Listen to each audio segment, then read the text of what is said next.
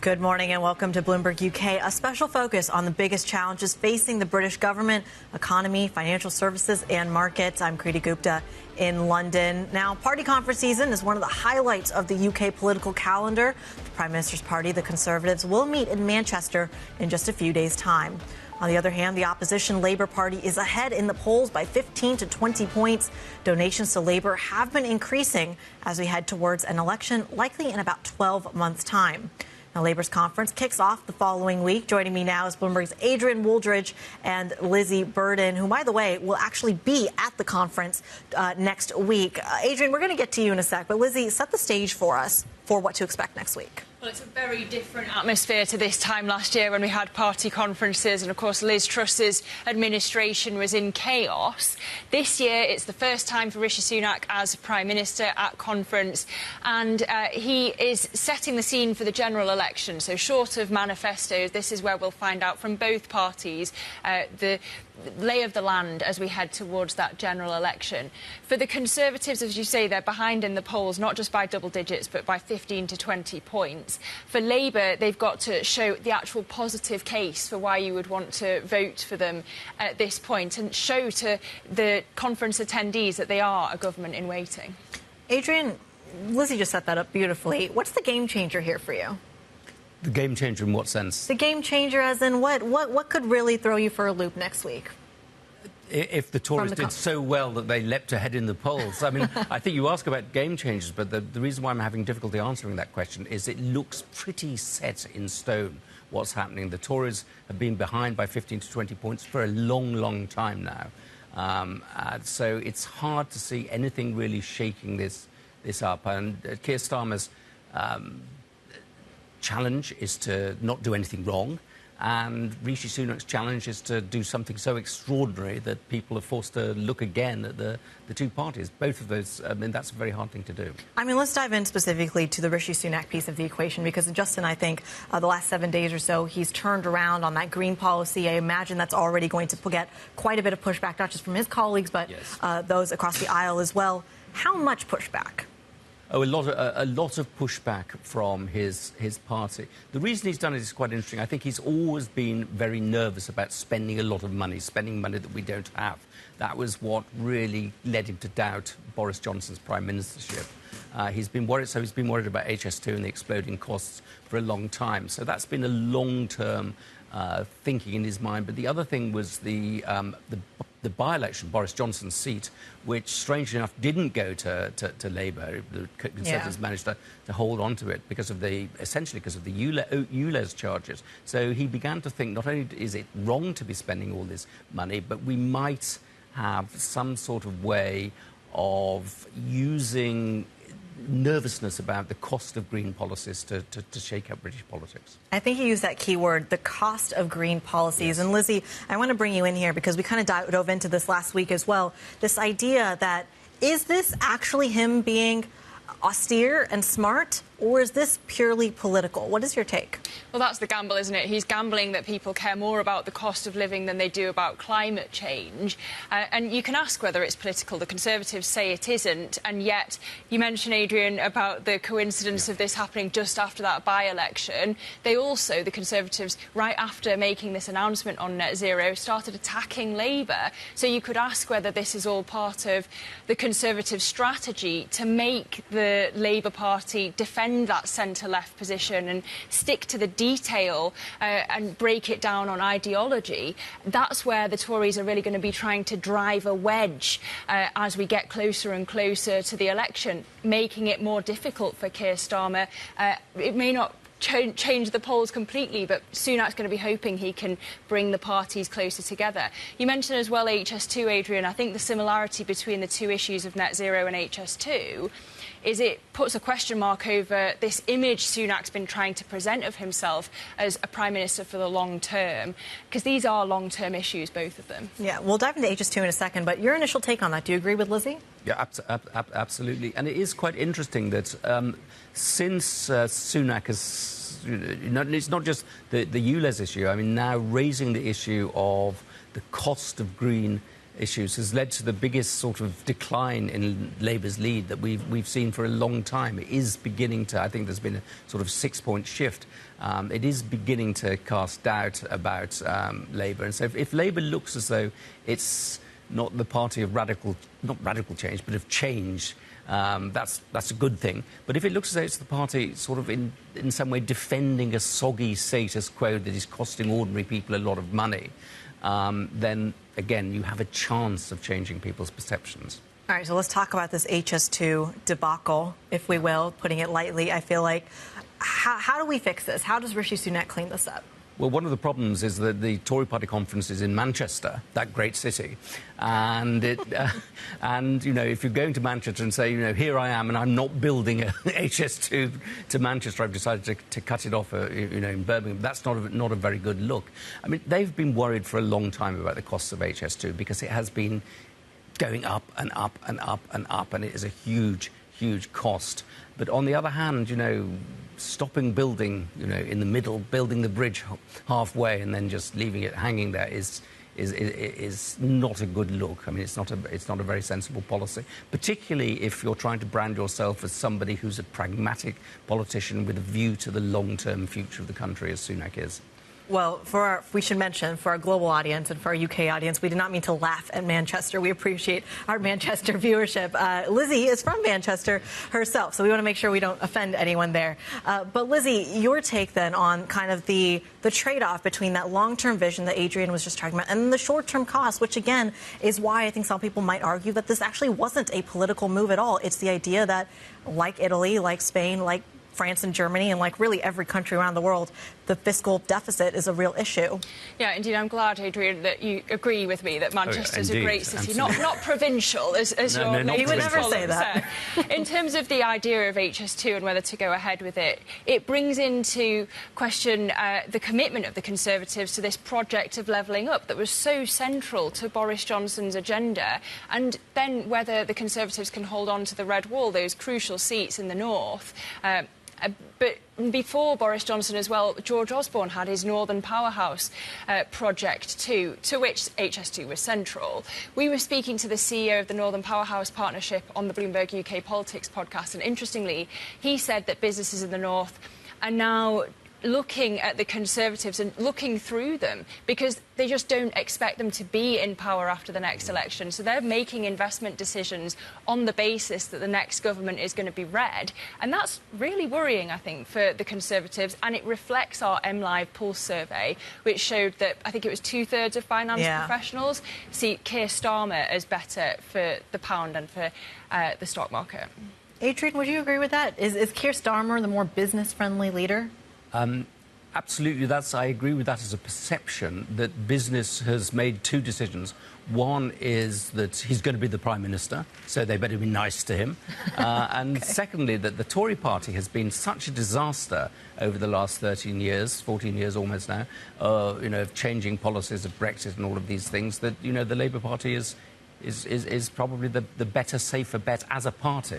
Is that why, I mean, when we saw that survey, I think Lizzie was the one who brought this up, that this is actually contrary to the historical norms that we've seen. Business tends to favour the other side of the aisle. Business tends to be pro-Conservative until it has a long period of the Conservative parties in power. So, you know, you had exactly the same thing with John Major, that business fell out of love with the Conservatives, the natural party of business, because they made such a mess of things. Internally, they were constantly bickering and fighting with each other, so they then turned to Tony Blair. And removing Jeremy Corbyn from the equation was a revolutionary moment. It allowed, you know, Labour to recover its position as a party in the centre ground.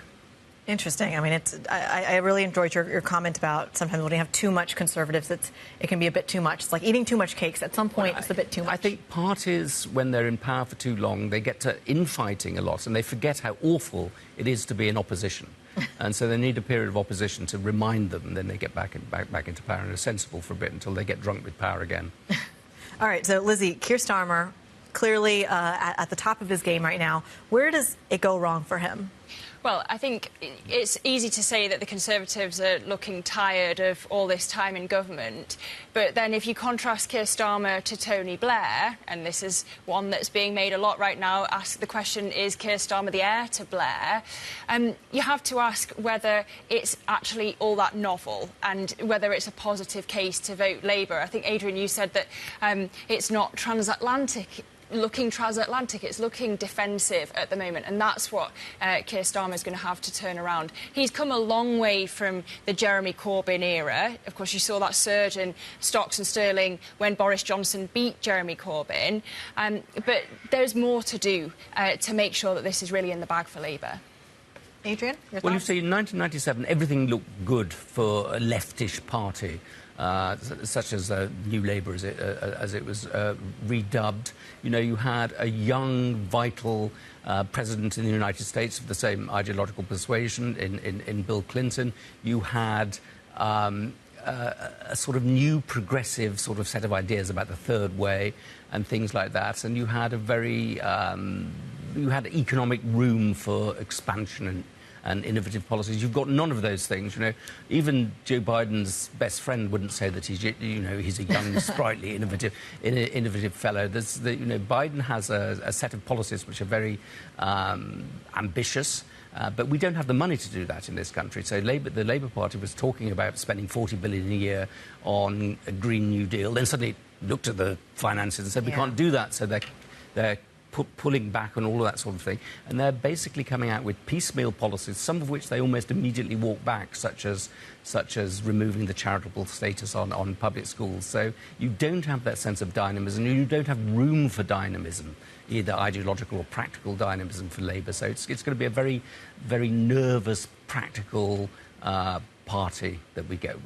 I mean, innovation is expensive, as expensive. People, I think, are... HS2 has demonstrated. Yeah, very, very, very clearly. A fantastic panel, fantastic insights. Bloomberg's Lizzie Burden and Adrian Wooldridge from Bloomberg Opinion. Thank you for joining the program with your insights. Coming up on the program, if Labour win the next election, they'll inherit a government with finances in a pretty dire state. I think we've underscored that pretty well here. We'll discuss some of the challenges facing party leader Kier Starmer next. This is Bloomberg.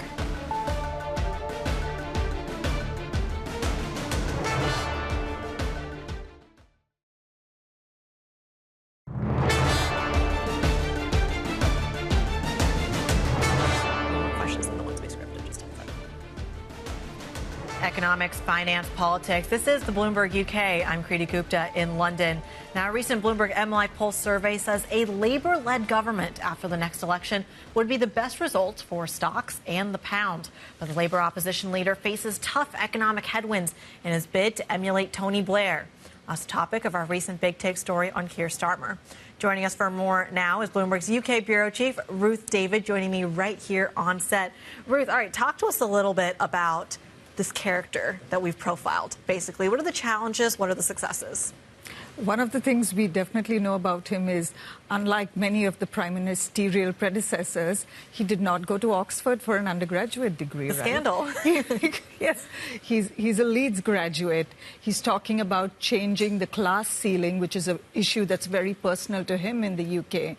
And that, I think, illustrates one of the many challenges he's facing. Today, we've got news that his plan to cut tax breaks for private schools, he's had to roll back on that. So you're looking at a leader that is coming into a possible election win that they haven't had since the days of Tony Blair, and who was this very charismatic Labour leader. He'd won the elections 3 times over, and he was facing a lot of challenges, but the challenges right now, whether you're talking about a cost of living crisis, high mortgage rates, inflation that's so sticky, the looming threat of what Russia does next and how that affects the UK. The electorate in the UK seems to be wondering, can any party really solve these things? Which is why, even though Labour has had this strong lead over the Conservatives for months now, we're seeing some of that slip in recent weeks, illustrating the fact that the electorate is thinking, well, who can fix these problems? And Keir Starmer makes one promise one day and then seems to have to backtrack on it the next day. I mean, it's a tough position to be in, not going to lie, for a lot of world leaders on the monetary front and the fiscal front. But I think one of the advantages that the UK really has, and I would argue other European countries as well, is that the use of fiscal power seems to be a little bit more direct in terms of the end consumer. You mentioned the tax breaks, for example, that he then had to roll back. But what other kind of fiscal policies are on his agenda? Well, he is talking about, so one of the things they're saying is giving the OBR more power, right, which they're arguing that Liz Truss failed to do, and that's what led to the meltdown last year. You had Rachel Reeves in New York in May saying that her economic policies are very similar to Bidenomics, where you're talking about tax breaks and industrial strategy. But the thing is, how much fiscal headroom do they have to do all these things? And even if they are saying we're going to give the OBR more power, or, you know, we're going to take these big projects of the past government and try and see what we can do with them, like the railway, HS2, which is now this line to nowhere, you have to ask yourself, how much power do they really have to make changes? And if inflation stays this way, and I know we're going to talk about home prices a bit as well, if we're not yet seeing the impact of interest rates on mortgages and all of those, that feeding effect into the economy, how much wiggle room does he have? Can he really restore the UK to its pre-Brexit cool Britannia days that Tony Blair boasted of? It's a hard slog. It doesn't look like it at the moment, does it? I mean, but I think one of the most kind of chilling stats I've heard, I want to say during my time at Bloomberg, came out of the IMF and World Bank spring meetings last year, where they were talking about these recession calls around the world. And I think that the takeaway, especially from Christina Georgieva, was the idea that the UK recovery would take far longer than not even G10 economies, but really every economy in the world. They had a timestamp of something like 5 or 6 years. And a lot of that is because of the structural changes in this economy, a lot of which I think are seen in the housing market. So let's talk about that, because, of course, we did get some data, I believe, this morning about home price cuts. Now, on the surface, that sounds like a good thing, but tell me why it might not be. Yes, and so one of the interesting things is London and southeast England, you know, the drop in prices is about double what we're seeing. So it's 5% in London and southeast, and it's about 2.8% in the rest of England.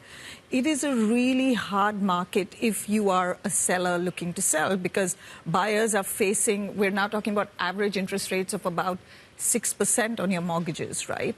There's a separate survey out today that shows that homeowners who have property in probably slightly more prime locations are thinking of selling down and moving to smaller, more suburban areas because they simply cannot afford the mortgages.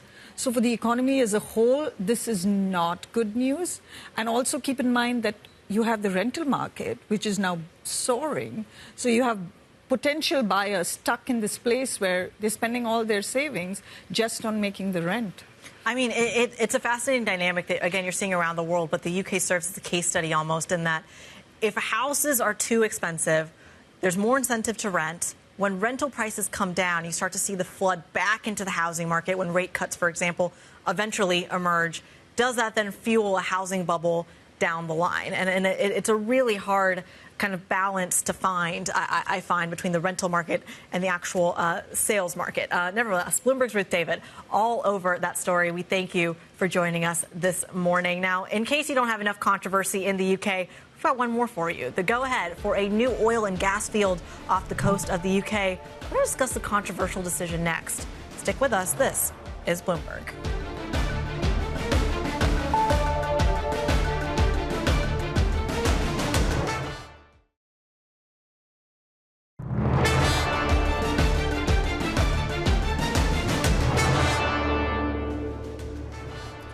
The UK's Rosebank oil field has received the go-ahead despite objections from climate groups and pressure on the government to block the development. Joining us for more is Bloomberg's Laura Hurst, all over this story. Laura, when I think UK, I don't think energy security, and yet here we are. What do you make of it? Well, it's quite a small thing in the grand scheme of things. So even though there's a lot of backlash from environmentalist groups, actually it doesn't really move the needle when it comes to energy security. And when the field does come into production in 3-4 years' time, there's a big chance a lot of that oil is going to get exported anyway. So, I mean, when you look at some of these oil fields around the world, the tendency is you find one and then you drill all around and then you drill all around that. Do we start to see the potential of more of those coming online? Possibly. It seems a little bit unlikely because the investment climate in the UK isn't great at the moment. Of course, you had the energy profits levy that's scared away a lot of industry players, and they've scaled back projects. And the other thing is where this Rosebank field is, it's in the west of Shetland, which is, it's not quite frontier exploration, but there's less infrastructure there. So it's a little more costly, it's deep water, so it seems unlikely. So the whole drill, baby, drill mantra doesn't necessarily apply there, does it? But is that why it's so controversial, the idea that it's just more expensive? No, not at all. I think it's the idea that it goes against the UK's net zero 2050 goals. But the thing is, the UK still uses quite a lot of oil and gas, and we import the bulk of it because the North Sea is a mature basin and production has been going down since the last 20 years. Where do you think, from a kind of international appetite for this, you're on the oil team, do people look at this and say, maybe something to think about down the road when that investment appetite does increase? I think it's tricky for the UK specifically. We've seen a lot of the oil majors, Shell, BP, Exxon, Chevron, leaving the region because, as I said, it's quite a mature basin and it will be in permanent decline. So I think it really doesn't leave a lot of players to be able to eke out the final barrels that are in the region. So it's tricky. It's a good sign, but we also know that there could be a government change in a year, so who knows where things will move from then. So incrementally helpful, but perhaps not life-changing or game-changing, if we want to put it that way. Bloomberg's Laura Hurst, thank you for joining the program. And, of course, be sure to subscribe to Bloomberg's In the City podcast that Francine Lacqua hosts alongside David Merritt on Apple Podcasts, Spotify, or wherever it is you get your podcasts. New episodes drop every single Thursday. It's a conversation you definitely don't want to miss there. Up next, Bloomberg Brief with Danny Berger in London and Manus Cranny in New York. They're going to set you up for the U.S. trade ahead. Stick with us. This is Bloomberg.